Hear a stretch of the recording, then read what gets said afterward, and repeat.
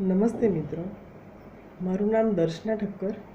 આજે આપણે small business idea અને ઓપોર્ચ્યુનિટી વિશેની થોડી વાત કરીશું. એ પહેલાં હું બધાને મારો પરિચય આપી દઉં. મારું નામ છે દર્શના ઠક્કર. ક્વોલિફિકેશનમાં મેં ઇલેક્ટ્રિકલ એન્જિનિયરિંગ અને MBA ઇન બિઝનેસ ઓપરેશન કર્યું છે અને લગભગ 22 વર્ષ મેં ઇન્ડસ્ટ્રીમાં ડિફરન્ટ ડિપાર્ટમેન્ટ જેમ કે મટીરિયલ મેનેજમેન્ટ અને બિઝનેસ ઓપરેશન એમાં જોબ કરી છે અને સક્સેસફુલી ડિપાર્ટમેન્ટ સારી રીતે મેન્ટેન કર્યા છે. લાસ્ટ 2 વર્ષથી હું મારું પોતાનું કન્સલ્ટિંગનો બિઝનેસ કરું છું. એમાં હું મારી મેઇન થીમ છે MSME ટ્રાન્સફોર્મેશન અને સ્ટાર્ટઅપ મેન્ટરિંગ. આપણા દેશમાં ઘણા બધા યુવાનો બહુ સારી રીતે બિઝનેસ કરવાના બહુ સરસ આઈડિયા છે, પણ એને પ્રોપર ઇમ્પ્લિમેન્ટ કરીને રાઇટ સક્સેસ સ્ટોરીમાં કન્વર્ટ કરવા માટે બહુ જ જરૂર છે. એમને જે પ્રોપર મેન્ટર પાથ મળવો જોઈએ એ નથી મળતો. એના લીધે ઘણા બધા સ્ટાર્ટઅપ ફેલ થઈ રહ્યા છે. તો આવા સ્ટાર્ટઅપને સક્સેસ કરવા માટે, એમને સફળતા સુધી પહોંચાડવા માટે હું સપોર્ટ કરું છું મારી સ્ટાર્ટઅપ મેન્ટરિંગ થીમથી. અને જે સ્મોલ બિઝનેસ છે ઓલરેડી રનિંગ છે, MSMEમાં એઝ એ MSME વર્ક કરે છે, એ લોકોને પણ કંપનીમાં ઘણી બધી ઇનએફિશિયન્સી છે, જેને લીધે કરીને આપણી પ્રોડક્ટ કોસ્ટ બહુ હાઈ હોય છે અને પ્રોફિટેબિલિટી ઓછી હોય છે. તો MSME બિઝનેસને સિસ્ટમેટિક ડ્રાઈવ કરીને પ્રોફિટ કેવી રીતે વધારાય એનું ગાઈડન્સ આપવા માટે હું કન્સલ્ટિંગ કરું છું. આના સિવાય આપણું ગુજરાત ગવર્મેન્ટનું એક ડિપાર્ટમેન્ટ છે CED, centre for entrepreneurship development. એમની સાથે હું એસોસિએટેડ છું એઝ એ ફેકલ્ટી. આપણું CED ડિપાર્ટમેન્ટ છે એ બિઝનેસના એન્ટરપ્રેન્યોરશિપ ડેવલપમેન્ટના પ્રોગ્રામ ચલાવે છે. એમાં મોડ્યુલ 1 અને મોડ્યુલ 2 એવા 2 પ્રોગ્રામ આવે છે, જેમાં એન્ટરપ્રેન્યોરશિપ જર્ની માટે સ્ટાર્ટિંગથી એને વોટ ઇઝ એન એન્ટરપ્રેન્યોર ત્યાંથી લઈને એન્ટરપ્રેન્યોરશિપ સ્ટાર્ટ કરવા માટે તમારે લોન ને બધું ક્યાંથી મળે, આ બધાની ઇન્ફોર્મેશન બહુ સરસ રીતે વિવિધ એક્સપર્ટ ફેકલ્ટીથી CEDના પ્રોગ્રામમાં મળે છે. અને હું CED સાથે આ પ્રોગ્રામમાં એઝ એ ફેકલ્ટી એસોસિએટેડ છું અને વિવિધ ડિફરન્ટ સબ્જેક્ટ ઉપર CEDના હું લેક્ચર્સ પણ કન્ડક્ટ કરું છું. આજે આપણે સ્મોલ બિઝનેસ આઈડિયા અને એની ઓપોર્ચ્યુનિટીઝ વિશેની વાત કરીશું. આપણા દેશમાં આપણી ભારતની જે ઇકોનોમી છે એનો ઓલમોસ્ટ 45% સ્ટેક જે છે એ MSMEથી પૂરો થાય છે. MSME એટલે micro, small and medium enterprise. તો MSMEનો જ્યારે આટલો મોટો ભાગ છે આપણા દેશની ઇકોનોમીમાં, ઇવન એક્સપોર્ટમાં પણ આપણા દેશનું લગભગ 30 to 40% એક્સપોર્ટ MSMEમાંથી થાય છે. અને એના ઉપરાંત આપણી જે મોટી કંપની છે, મોટી કોર્પોરેટ કંપની છે, ગવર્મેન્ટ અને પ્રાઇવેટ આ બધી કંપનીઓ પણ એમની પ્રોડક્ટના સપ્લાય માટે MSME ઉપર ડિપેન્ડન્ટ છે.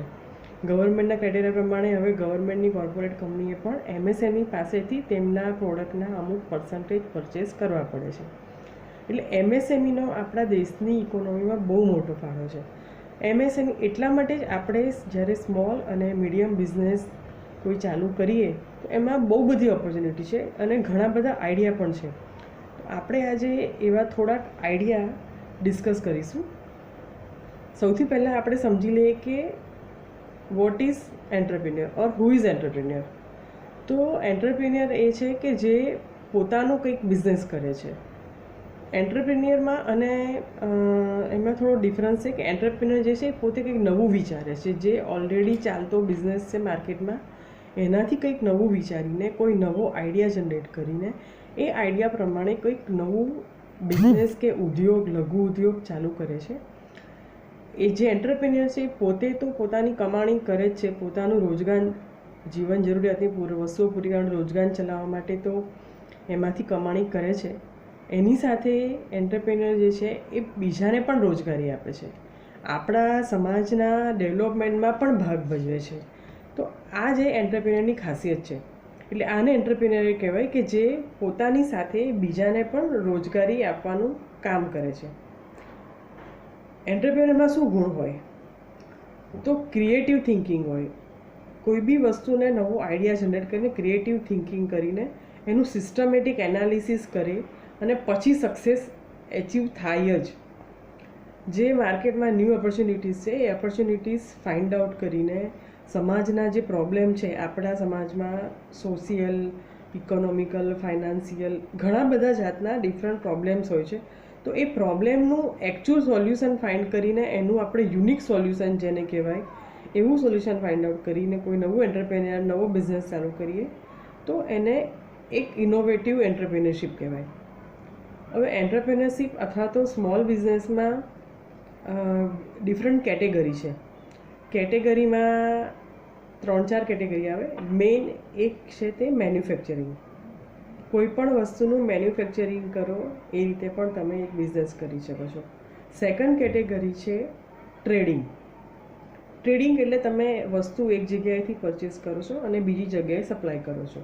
ઘણા બધા ઇન્ડસ્ટ્રીયલ સપ્લાઈઝ જે હોય છે એવા ટ્રેડર્સ પાર્ટ ભજવે છે, જેમ કે ડિસ્ટ્રીબ્યુટર હોય, કોઈ પ્રોડક્ટનો ડીલર હોય, આ બધાને ટ્રેડિંગ ફર્મ કહેવાય. ત્રીજી આવે છે સર્વિસીસ. સર્વિસીસ એટલે કોઈ પણ જાતની વસ્તુ નહીં પણ આપણે કોઈનું કામ કરી આપીએ, સર્વિસ પૂરી પાડીએ, એને સર્વિસ કેટેગરી કહેવાય. કે જેમાં પૈસાના બદલામાં આપણે કોઈનું કામ કરી આપીએ, જેમ કે repairing service, AC service, maintenance services. આ વિવિધ પ્રકારની સર્વિસ છે જેની આપણે ડિટેલમાં આગળ વાત કરીશું. અને ચોથું છે એજ્યુકેશન સેક્ટર. અત્યારે એજ્યુકેશન સેક્ટર પણ એટલું ચાલી રહ્યું છે માર્કેટમાં અને એની ડિમાન્ડ પણ છે. આપણો દેશ જે છે કહેવાય છે કે આપણા દેશની એવરેજ ઉંમર જે છે આપણા દેશના નાગરિકોની એ 28 વર્ષથી 30 વર્ષની છે. એટલે કે આપણા દેશમાં ઘણા બધા હજી યંગસ્ટર્સ છે, બાળકો છે નાના. તો એ બધાની માટે એજ્યુકેશનનું યોગ્ય સારું પ્લેટફોર્મ કે આપણા દેશનું ભવિષ્ય સારું થાય એવા એની પ્લેટફોર્મની જરૂર છે. તો એક એજ્યુકેશન સેક્ટર છે એ પણ ઘણું સારું ફેક્ટર છે. આપણે પહેલાં ટ્રેડિશનલ બિઝનેસની વાત કરીશું કે જે અત્યાર સુધી આપણા દેશમાં ચાલતા હતા અને જેની જરૂરિયાત હતી અને જરૂરિયાત રહેશે પણ. એના પછી આપણે થોડીક ડિસ્કશન અત્યારના સમયને અનુરૂપ કે જે અત્યારે કોરોના વાયરસનો આઉટબ્રેક થયો છે એના લીધે જે આપણી ઇકોનોમીમાં ચેન્જીસ આવવાના છે તો એના લીધે પણ થોડીક આપણે આગળ વાત કરીશું. મેન્યુફેક્ચરિંગમાં આપણે પહેલાં જોઈએ તો એક તો એન્જિનિયરિંગ સેક્ટર તો છે જ કે જેમાં તમે કોઈ પણ મોટી કંપનીના સબ પાર્ટ્સ એ નાના પાર્ટ્સ બનાવીને એનું મેન્યુફેક્ચરિંગ કરીને સપ્લાય કરી શકો છો. એ એન્જિનિયરિંગ યુનિટ. એન્જિનિયરિંગ યુનિટમાં સ્મોલ મશીન શોપ આવે, હેવી મશીન શોપ આવે, ફેબ્રિકેશન આવે, કટિંગ આવે, વેલ્ડિંગ આવે, અલગ અલગ પ્રકારની મેન્યુફેક્ચરિંગ સર્વિસીસ આવે. એમાં મેન્યુફેક્ચરિંગના કામમાં બે રીતે અવેલેબલ હોય છે કે ભાઈ તમારી પાસે સારી એવી મૂડી અવેલેબલ છે તો તમે ડાયરેક્ટ કોઈ મોટી કંપનીના કોઈ પાર્ટ ડાયરેક્ટ મટીરિયલ જાતે ખરીદીને બનાવી શકો. એને કહેવાય મેન્યુફેક્ચરિંગ ઇન્ડસ્ટ્રી. તમારી પોતાની મેન્યુફેક્ચરિંગ છે. કોઈ પોતાની એક યુનિક એન્જિનિયરિંગ પ્રોડક્ટ પણ ચાલુ કરી શકે છે, એ પણ મેન્યુફેક્ચરિંગ કહેવાય. એના સિવાય એન્જિનિયરિંગમાં જોબ વર્કનો પણ એક ઓપ્શન છે કે તમારી પાસે ફંડ લિમિટેડ છે તો તમે મોટી કંપનીના કમ્પોનન્ટ કે જોબ મેન્યુફેક્ચરિંગનું જોબ વર્ક પણ કરી શકાય છે. આ એક એન્જિનિયરિંગ યુનિટની ઓપોર્ચ્યુનિટી છે માર્કેટમાં. એના સિવાય સેકન્ડ આવે છે ગાર્મેન્ટ મેન્યુફેક્ચરિંગ. આજે ફેશનનો ટ્રેન્ડ બહુ બદલાઈ ગયો છે.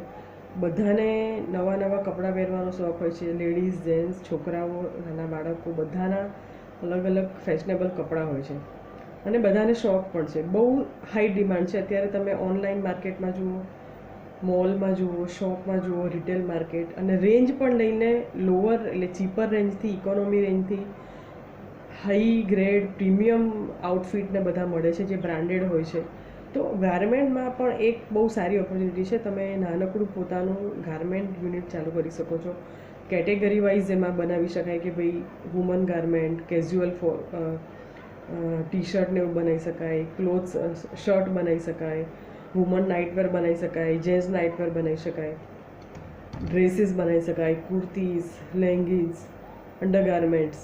ઘણા બધા ઓપ્શન્સ છે. એમાં એન નંબર ઓફ ઓપ્શન્સથી આપણે ડિફરન્ટ કેટેગરીમાં સ્પેશિયલાઇઝેશન ઊભું કરીને ગાર્મેન્ટ મેન્યુફેક્ચરિંગ કરી શકાય છે.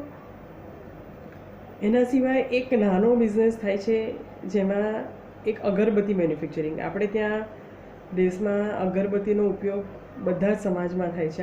આપણી એક શ્રદ્ધાના ભાગરૂપે આપણે સવાર સાંજ અગરબત્તી કરીએ છીએ ભગવાનને. તો એની પણ અત્યારે બહુ ડિમાન્ડ હાઈ છે. આપણી પાસે નાનકડું યુનિટ ચાલુ કરવું છે તો ખાલી 4 થી 5 લાખ રૂપિયાના ઇન્વેસ્ટમેન્ટથી સેમી ઓટોમેટિક ટાઈપનું અગરબત્તી બનાવવાનું મશીન આપણે લાવી શકીએ છીએ અને એમાં સારો એવો સ્કોપ છે કે આગળ વધીને બિઝનેસ વધારી શકાય છે. આગળ આવે છે પેકિંગ મટીરિયલ. પેકિંગ મટીરિયલમાં આજે જેટલી બી વસ્તુઓ વેચાય છે તો દરેકને પેકિંગની જરૂર પડે છે. એમાં પ્લાસ્ટિક પેકિંગ આવે, કોરુગેટેડ બોક્સ આવે, કાર્ટૂન બોક્સ આવે. તો બધી વસ્તુને પેક કરવાની જરૂર પડે છે. પ્રોપર પેકિંગ હોય તો પ્રોડક્ટની સેફટી માટે પ્રોપર પેકિંગ જરૂરી છે. તો પેકિંગ મટીરિયલની એક ઇન્ડસ્ટ્રી છે, એ પણ એટલી સારી છે. એમાં પણ બહુ મોટું ઇન્વેસ્ટમેન્ટ નથી જોઈતું. 5 થી 10 લાખ રૂપિયા સુધીના ઇન્વેસ્ટમેન્ટથી આ બિઝનેસ ચાલુ કરી શકાય છે અને એની ઓપોર્ચ્યુનિટીઝ પણ છે અને હવે એની ઓપોર્ચ્યુનિટીઝ ધીરે ધીરે વધી રહેશે. એમાં સેમી ઓટોમેટિક મશીન પણ આવે છે, ફૂલ્લી ઓટોમેટિક મશીન આવે છે. આપણા ઇન્ડિયાની ઘણી બધી કંપનીઓ ઓટોમેટિક મશીન બનાવે છે, મેન્યુઅલ મશીન બનાવે છે અને ઇવન ઇમ્પોર્ટેડ પણ સારી એવી મશીનરી આપણને એમાં મળી રહે છે. એના સિવાય છે ઓપ્ટિકલ ફ્રેમ મેન્યુફેક્ચરિંગ, એટલે કે ચશ્માની ફ્રેમ. હવે આજકાલ ચશ્મા પહેરવા એ એક નીડ તો ખરી જ કે ભાઈ આજે આપણા દેશમાં ન્યુટ્રિશન ડેફિશિયન્સી કહો કે ગમે તે કારણથી નાની ઉંમરથી બધાને ચશ્માના નંબર આવી જાય છે. તો એક જરૂરત થઈ ગઈ છે કે ચશ્મા પહેરવા પડે છે. એના સિવાય બીજી ફેશન થઈ ગઈ છે કે ભાઈ બધાને અલગ અલગ ટાઈપના ગોગલ્સ ને સનગ્લાસ ને બધા એક લક્ઝરી બિઝનેસ થઈ ગયો છે. તો એ પણ એક સારી ઓપોર્ચ્યુનિટી છે. સૌથી સસ્તામાં સસ્તી આપણે ચશ્માની ફ્રેમ લઈએ તો 150 થી 200 રૂપિયામાં આપણને માર્કેટમાં મળી જાય છે અને એ ફ્રેમ બનાવવામાં રો મટીરિયલ કોસ્ટ બહુ જ ઓછી છે. એમાં એક પાતળી લોખંડની અથવા તો પ્લાસ્ટિકનું મટીરિયલ વપરાતું હોય છે. તો આ ફ્રેમ બનાવવાની મેન્યુફેક્ચરિંગમાં રો મટીરિયલ કોસ્ટ બહુ ઓછી છે. એની લેબર અને મટીરિયલ કોસ્ટ આવે એ આપણી એમાં ફાઇનલ કોસ્ટ થાય. તો એનું બી ઇન્વેસ્ટમેન્ટ બહુ મોટું નથી. એ તમે ખાલી એની મશીનરી મેન્યુઅલ સેમી ઓટોમેટિક ટાઈપની આપણે લઈએ તો 3 થી 5 લાખ રૂપિયાના ઇન્વેસ્ટમેન્ટથી આપણને ઓપ્ટિકલ ફ્રેમ બનાવવાની મશીનરી મળી જાય છે અને એની રનિંગ કોસ્ટ પણ એટલી નથી. લેબર આપણા દેશમાં ઘણી સસ્તી છે. તો આપણે એને સેમી ઓટોમેટિક મોડથી અડધા કામ મેન્યુઅલ રાખીને એને કરી શકીએ છીએ અને તમને એક ચશ્માની ફ્રેમથી ટુ બી ફ્રેન્ક 50 થી 100 રૂપિયાનું માર્જિન મળી શકે છે. કારણ કે રિટેલમાં એની પ્રાઇસ 400-500થી સ્ટાર્ટ થાય છે. તો ડિસ્ટ્રીબ્યુટરનું બધું માર્જિન આપણે કટ કરીએ તો 50 રૂપિયા તમે મિનિમમ એક ફ્રેમ પર કરી શકો છો. એના સિવાય આપણે આગળ જઈને વાત કરીએ તો મેન્યુફેક્ચરિંગ ઓફ ટોયસ. આજકાલ આપણે સુધરેલો સમાજ થઈ ગયો છે. પૈસે ટકે ડબલ ઇન્કમના લીધે સદ્ધર થઈ રહ્યા છે. તો છોકરાઓની પણ આપણે જરૂરિયાત સારી એવી પૂરી કરીએ છીએ અને છોકરાઓને અલગ અલગ જાતના રમકડા, સેલવાળા, ઇલેક્ટ્રિકથી ચાલતા, મિકેનિકલ ચાવીથી ચાલતા અથવા તો એમને બેબી ડોલ ને બાર્બી ડોલ ને આવા બધા અલગ અલગ રમકડાની પણ ડિમાન્ડ છે અને છોકરાઓને પણ આપણે મોંઘા રમકડા પણ લઈને આપીએ છીએ. તો એ પણ એક સારો બિઝનેસ છે ટોય મેકિંગ અને એના માટે તો એક્સપોર્ટની પણ ઓપોર્ચ્યુનિટીઝ છે કે આપણે ત્યાં થોડાક ચીપર આપણે બનાવી શકીએ. તો એની માટે એક્સપોર્ટ માર્કેટ પણ, ફોરેન માર્કેટ, વેસ્ટર્ન માર્કેટ સારું એવું ટોય મેકિંગ માટે અવેલેબલ છે. એમાં પણ ઇન્વેસ્ટમેન્ટ ખાસ જતું નથી કારણ કે તમારી ઓલમોસ્ટ ઘણી બધી વસ્તુઓ મેન્યુઅલ કામથી થાય છે. આપણે ત્યાં લેબર સારી એવી અવેલેબલ છે. આપણે ત્યાં આર્ટિસ્ટ લોકો પણ સારા છે કે જેનું હેન્ડવર્ક કે મશીન વર્ક બહુ સારી રીતે આર્ટ કરી શકે છે. તમારે ખાલી એક કન્સેપ્ટ ડેવલપ કરવાનો છે. તો એ રીતે આપણે ટોય મેન્યુફેક્ચરિંગ યુનિટ પણ ચાલુ કરી શકીએ છીએ. એના સિવાય છે ઇકો ફ્રેન્ડલી ડિસ્પોઝેબલ. હવે આપણે જોયું કે આપણી યુનિવર્સ, આપણી પૃથ્વી પ્રદૂષણથી કેટલી બધી ઘેરાઈ ગઈ છે. આપણે પ્લાસ્ટિકનો બહુ જ ખરાબ રીતે ઉપયોગ કર્યો, થર્મોકોલનો ઉપયોગ કર્યો. આ બધું ઇકો ફ્રેન્ડલી નથી. એનાથી અલ્ટિમેટલી આપણી પૃથ્વીને, આપણા વાતાવરણને, આપણા પાણીને બધાને નુકસાન થાય છે, જેમાં ઘણા બધા કેમિકલ વપરાય છે. તો હવે જે જમાનો છે એ નેક્સ્ટ જનરેશન, નેક્સ્ટ ફ્યુ યર્સમાં ઇકો ફ્રેન્ડલી હવે લોકો અવેર પણ થઈ ગયા છે કે જે ગ્લેશિયર્સ ઓગળી રહ્યા છે એટલે અવેર થઈ ગયા છે કે ઇકો ફ્રેન્ડલી વસ્તુની હવે આપણે યુઝ કરવો પડશે. એટલે eco friendly disposable container, packing કરીને જેમાં ફૂડ આપણે આપી શકીએ, ખાવા પીવાના, ચા નાસ્તાના વાસણો, આ બધું આપણે ઇકો ફ્રેન્ડલી ડેવલપ કરવાની જરૂર છે કે જે વેજીટેબલના પલ્પમાંથી કે બીજા કોઈ અલગ અલગ ઇકો ફ્રેન્ડલી મટીરિયલમાંથી બનાવી શકાય છે. એના સિવાય બીજો સસ્તો અને સારો ઓપ્શન છે ડિટર્જન્ટ એન્ડ સોપ મેન્યુફેક્ચરિંગ. આ બિઝનેસમાં બી અત્યારે એટલી બધી બ્રાન્ડ અને કંપની છે, કેમિકલ્સ પણ છે. એમાં આપણે થોડું ઇનોવેશન કરીને હર્બલ પણ કરી શકીએ છીએ કે જે થોડું લેસ હાર્મફુલ હોય હ્યુમન સ્કિનને ને એવી રીતે. તો એમાં પણ બહુ મોટું ઇન્વેસ્ટમેન્ટ વગર આપણે સારી રીતે એ બિઝનેસ એસ્ટાબ્લિશ કરી શકીએ છીએ. એના સિવાય છે બોલ પેન મેન્યુફેક્ચરિંગ. હવે બોલ પેન મેન્યુફેક્ચરિંગનો બિઝનેસ પણ એટલો સારો છે. એમાં મિનિમમ આપણે નાનામાં નાની બોલ પેન માર્કેટમાં જોઈએ યુઝ એન્ડ થ્રો, તો 2, 3, 5 રૂપિયા સુધીમાં આપણને સારી એક બોલ પેન મળી જાય છે. બોલ પેનમાં માર્કેટમાં તમારે પુશ કરવી પડે બનાવીને થોડી, એની ઇંક તો બધી ઇમ્પોર્ટેડ જ હોય છે, પણ આપણે એને એ બિઝનેસને 5 લાખથી 10 લાખ રૂપિયા સુધીના ઇન્વેસ્ટમેન્ટથી આપણે ચાલુ કરી શકીએ છીએ. અને એમાં એક બીજો ઓપોર્ચ્યુનિટી સારી એ છે કે માર્કેટમાં વેચાય છે.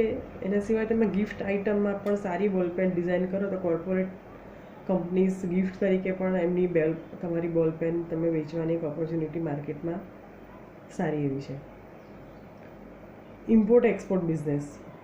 આજે આપણી દુનિયા આખી એક લોકલ વિલેજ બની ગઈ છે. ચાલે કે આજે કોઈ પણ દેશમાં આવવું જવું કે વસ્તુ મોકલાવી કે વાપરવી બહુ ઇઝી છે. અને આપણે ઇન્ડિયા એટલું સરસ, આપણી પાસે રિસોર્સિસ છે, આપણી પાસે સારામાં સારો કોસ્ટલ એરિયા છે. ગુજરાત પાસે તો ખાસ કે 1600 કિલોમીટરનો કહેવાતો આટલો મોટો આપણી પાસે દરિયા કિનારો છે.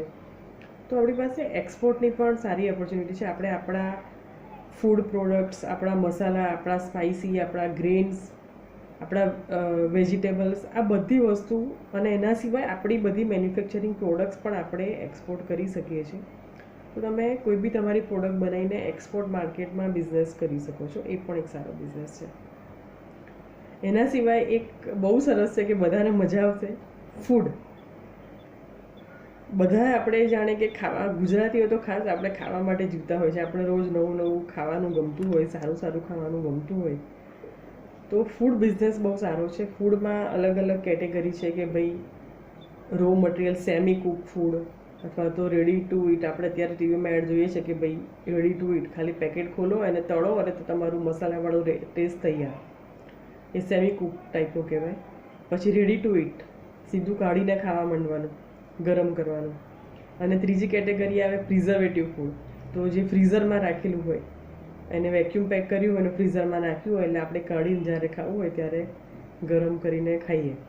તો આ ફૂડ બિઝનેસમાં પણ બહુ સારી ઓપોર્ચ્યુનિટી છે. એમાં તો તમારે બહુ મોટા ઇન્વેસ્ટમેન્ટની પણ જરૂર નથી.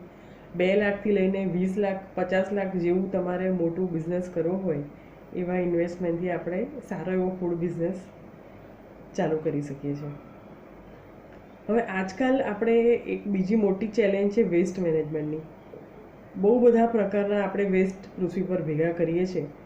તો એ વેસ્ટને મેનેજ કરવા માટે પણ આપણે કરવું પડશે. નહીંતર આજે આપણે દરિયા કિનારા પર કોઈ પણ જગ્યાએ કેટલા બધા પ્રકારનો કચરો છે. આપણે ઇલેક્ટ્રોનિક વસ્તુઓ વાપરીએ છીએ, મોબાઈલ, ગેજેટ. દર 2 વર્ષે મોટે ભાગે આપણે બધા લોકો દર 2-3 વર્ષે મોબાઈલ બદલતા હોઈએ છીએ. કોઈ પણ કારણસર નવો સારો આવ્યો કે જૂનો નથી ફાવતો કે તૂટી ગયો કે ડેમેજ થયો, વોટેવર. ટીવી આપણે બદલતા હોઈએ છીએ, નવું ટીવી લઈએ છીએ. તો આ બધી ઇલેક્ટ્રોનિક્સ, કોમ્પ્યુટર બદલતા હોઈએ છીએ. તો આ બધી ઇલેક્ટ્રોનિક વસ્તુઓનો વેસ્ટ મેનેજમેન્ટ, જે નકામી થાય છે એને આપણે શું કરીએ? તો એ વેસ્ટનું પણ પ્રોપર મેનેજમેન્ટ કરવું બહુ જરૂરી છે. નહીંતર આપણે એક દિવસ આપણી પાસે બહુ મોટી મુસીબત આવી જશે. તો એક ઈ વેસ્ટ મેનેજમેન્ટ એક બહુ સારી ઓપોર્ચ્યુનિટી છે. એમાં અલગ અલગ ઓપ્શન છે, જેમ કે રિસાયકલ કરવો ઈ વેસ્ટને, રીફર્બિશ કરવો, કન્સલ્ટિંગ કરવી અને કલેક્ટિંગ. આ 4 ઓપ્શન છે. રિસાયકલ કરીને એને બીજા કમ્પોનન્ટમાં કન્વર્ટ કરીને વેસ્ટ છૂટો પાડીને આપણે કરી શકીએ છીએ. બીજું રીફર્બિશિંગ, એટલે કે જૂના જે મટીરિયલ હોય એને કાઢીને એમાંથી નવા સ્પેર પાર્ટ કરીને રીફર્બિશ કરીને સેકન્ડ હેન્ડ માર્કેટમાં એ વેચી શકાય છે. કન્સલ્ટિંગ પણ આમાં એક સારી ઓપોર્ચ્યુનિટી છે, એક સર્વિસ બિઝનેસ તરીકે, કે ઈ વેસ્ટ કેવી રીતે મેનેજ કરવું એનું તમારી પાસે જો નોલેજ હોય તો તમે બીજાને ગાઈડન્સ આપીને બિઝનેસ કરાવી શકો છો. અને વેસ્ટ કલેક્શન, તો અલગ અલગ વેસ્ટ જે આપણા જેમ લોખંડના કે પસ્તીવાળા ભંગારવાળા હોય એવી રીતે ઈ વેસ્ટના પણ ભંગારવાળા હોય. તો એ લોકો ઈ વેસ્ટ કલેક્ટ કરીને એનું પ્રોપરલી મેનેજમેન્ટ કરે છે. તો આપણે ત્યાં ઇન્ડિયામાં પણ એવા રિસાયકલ અને રીપ્રોસેસિંગ યુનિટ છે, જે આપણા સાઉથના સ્ટેટમાં વધારે છે. આંધ્રપ્રદેશ, કર્ણાટકા, હરિયાણા, તમિલનાડુ, મહારાષ્ટ્ર, આ બધા સ્ટેટમાં વેસ્ટ મેનેજમેન્ટના કેટલાક પ્લાન્ટ આવેલા છે. એના સિવાય બીજો એક ઓપ્શન સારો એવો છે રિન્યુએબલ એનર્જી. આપણે અત્યારે પેટ્રોલ, ડીઝલ, કોલસો આ બધું વાપરીએ છીએ, પણ આ બધા રિસોર્સ પૃથ્વીના પેટાળમાંથી લઈએ છીએ, એ બધા લિમિટેડ છે.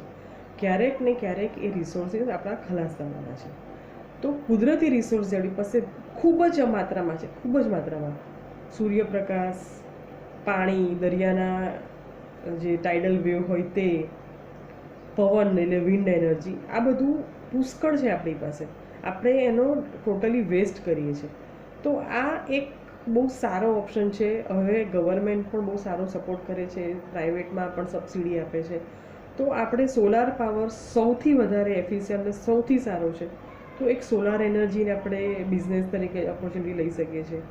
બીજો વિન્ડ એનર્જી છે. આપણી પાસે ઘણી બધી જમીન જે છે એ ખાલી છે, પવનની દિશા સારી હોય છે, પવન સારો હોય છે, તો ત્યાં આપણે વિન્ડ મિલ લગાડીને વિન્ડ એનર્જીથી પણ આપણે ઇલેક્ટ્રિસિટી જનરેટ કરીને એ લઈ શકીએ છીએ, યુઝ કરી શકીએ છીએ.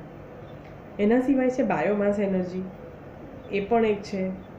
એના સિવાય એક છે જીઓથર્મલ એનર્જી, જે પૃથ્વીના પેટાળમાંથી જીઓથર્મલ જે ગેસીસ હોય છે એમાંથી લઈ શકાય છે.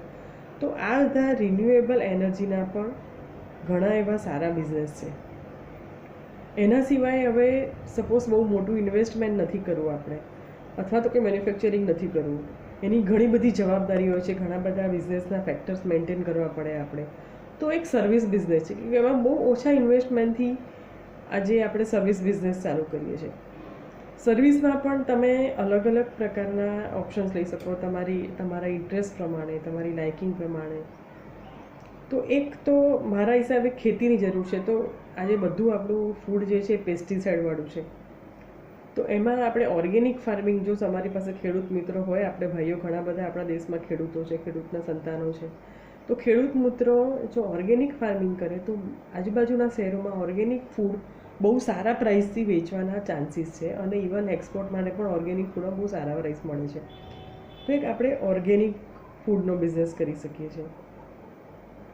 એના સિવાય મોબાઈલ ગેરેજ સર્વિસ એક યુનિક કન્સેપ્ટ મને લાગે છે કે આપણી પાસે કોઈએ ચાલુ કર્યો છે હજી આપણા દેશમાં, પણ બહુ પોપ્યુલર નથી. તો એમાં બહુ સારી ઓપોર્ચ્યુનિટી છે.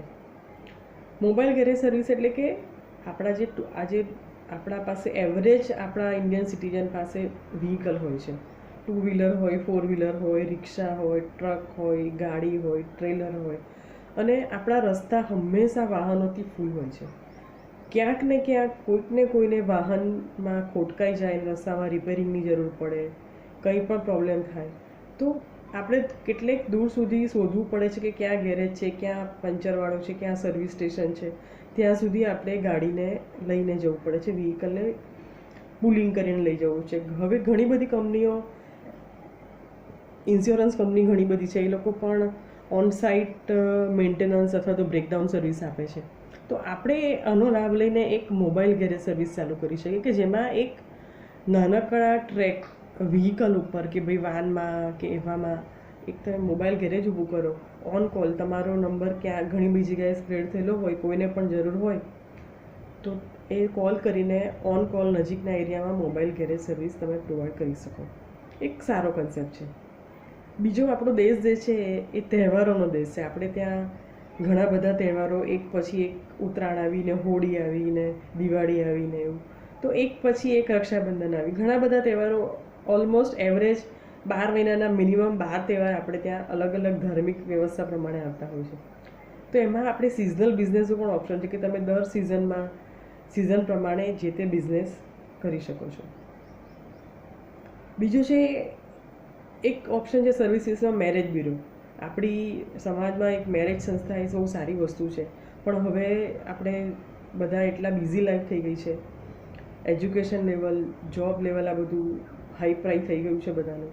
તો મેરેજ બ્યુરો પણ એક સારો ઓપ્શન છે, જેમાં તમે ડિજિટલ પ્લેટફોર્મથી લોકોને, છોકરા છોકરીને મેળવીને સારી રીતે એને એક પ્રોપર પ્લેટફોર્મ બનાવીને મેરેજ બ્યુરો ચલાવી શકો છો. ઘણા બધા ઓપ્શન અત્યારે છે જ, આપણે જોઈએ છે જીવનસાથી .com ને એવા બધા ઓનલાઈન આપણે જેની જાહેરાત જોઈએ છે. દરેક સમાજમાં કમ્યુનિટીમાં પોતાના ઇન્ટરનલ મેરેજ બ્યુરો ચાલતા હોય છે. તો તમે એને પ્રોફેશનલ વેમાં પણ સારી રીતે ચાલુ કરી શકાય છે.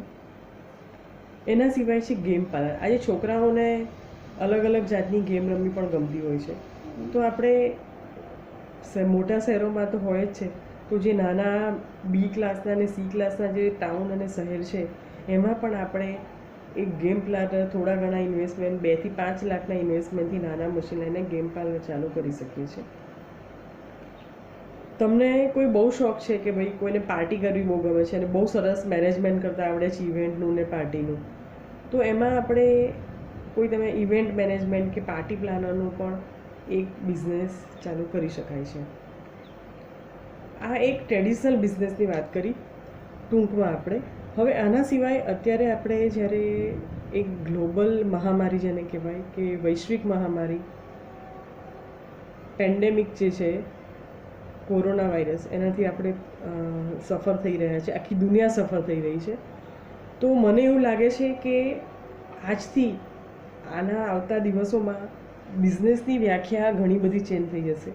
બિઝનેસ કેવી રીતે કરો એ પણ ઘણું બધું ચેન્જ થઈ જશે અને ઘણા બધા લોકો ડિજિટલ પ્લેટફોર્મને પ્રિફર કરશે કે ભાઈ ઓનલાઈનનું જે હજી આપણા નાના શહેરોમાં ઓનલાઈનનો ટ્રેન્ડ ઓછો છે એ પણ કદાચ મારા હિસાબે ધીરે ધીરે ડેવલપ થશે, જ્યાં આપણે સોશિયલ ડિસ્ટન્સિંગ હજી આવનારા 2-3 મહિના સુધી મેન્ટેન કરવું પડશે. તો લોકોની હેબિટ થઈ જશે, જિંદગીનો એક પાર્ટ બની જશે કે આપણે સોશિયલ ડિસ્ટન્સિંગથી લોકોથી દૂર રહીને કામ કરવાનું છે. તો એવા સંજોગોમાં તમે ડિસ્ટન્સથી કેવી રીતે બિઝનેસ શરૂ કરી શકો છો એક એ જોવાનું છે. એની માટે આપણે જરૂર પડશે ડિજિટલ પ્લેટફોર્મની. તો જે મિત્રોને થોડું ઘણું પણ આઈટીનું નોલેજ છે એ લોકો એવા કોઈ ઓનલાઈન એપ્લિકેશન કે વેબ બેઝ બિઝનેસના ઓપ્શન વિચારી શકાય છે. ઓનલાઈન બીજો ઓપ્શન છે ઓનલાઈન. જ્યારે બિઝનેસની વાત કરીએ તો ઓનલાઈન બિઝનેસમાં ઓર્ડર ઓનલાઈન થાય છે. એની ફિઝિકલ જે બી પ્રોડક્ટ હોય એની ડિલિવરી આપણે ફિઝિકલ કરવાની હોય છે. તો એ સંજોગોમાં આપણે લોજિસ્ટિક સર્વિસની પણ જરૂર પડશે. તો તમે લોકો મિત્રો એક સારું લોજિસ્ટિક પ્લેટફોર્મ પણ બનાવી શકો છો. એના સિવાય એક નાના ગૃહ ઉદ્યોગ તરીકે તમે કે જે વસ્તુની હવે આજે આપણે માર્કેટમાંથી લેતા ડરીએ છીએ કે ભાઈ બહારની વસ્તુ ખાવી કે નહીં, તો બહેનો જે છે એ પોતાની જાતે આજુબાજુના એરિયા માટે ગૃહ ઉદ્યોગ તરીકે ખાવા પીવાની વસ્તુઓ, ખાખરા છે, નાસ્તા છે, ડ્રાય નાસ્તા છે, પાપડ છે, આવી બધી વસ્તુઓ કરી શકે છે. એના સિવાય અત્યારે જેના પાસે સિલાઈ મશીન છે, બહેનો પાસે હોય કે ભાઈઓ પાસે હોય, સિલાઈ મશીન છે, એની પાસે એ લોકો એક માસ્ક હવેની આજથી આવતા 2-3-4 મહિના સુધી લોકો પ્રોટેક્ટિવ મોડમાં રહેશે. હજી તો લોકડાઉન ચાલુ છે પણ એના પછી પણ આપણને થોડાક ટાઈમ સુધી પ્રોટેક્શનમાં રહેવાની જરૂર પડશે.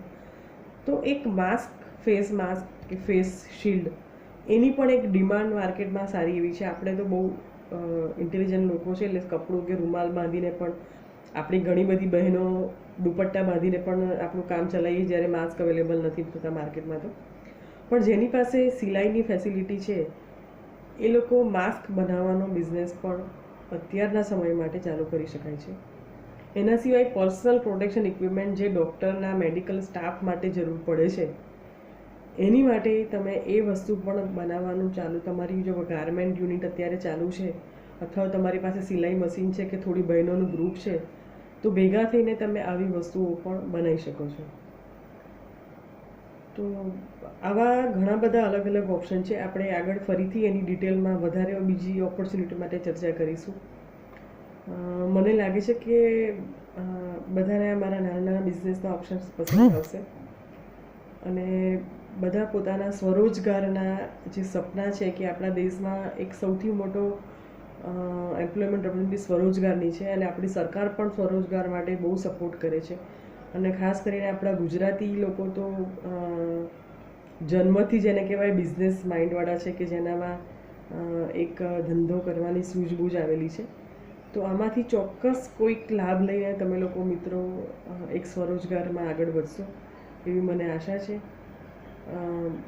ચોક્કસપણે બધાને ફાયદો થાય અને બધાને આ મહામારીમાંથી આપણે બધા સિટીઝન ગુજરાતના, આપણા ભારત દેશના અને વિશ્વના સારી રીતે બહાર નીકળી જઈએ અને આપણે કોરોના વાયરસને હરાવી દઈએ એવી આશા રાખું છું. બધા મિત્રોને વિનંતી કરીશ કે આ લોકડાઉનના ટાઈમનો સારો એવો ઉપયોગ કરીને તમારા આઈડિયા જનરેટ કરો, એમાંથી કોઈ બિઝનેસ ઓપોર્ચ્યુનિટી, બિઝનેસ પ્લાન બનાવો અને એને અમલમાં મૂકો. પણ ઘરે રહીને ઘરે જ રહેજો મિત્રો, સેફ રહેજો, તમારા ફેમિલી સાથે રહેજો. નમસ્તે, ધન્યવાદ.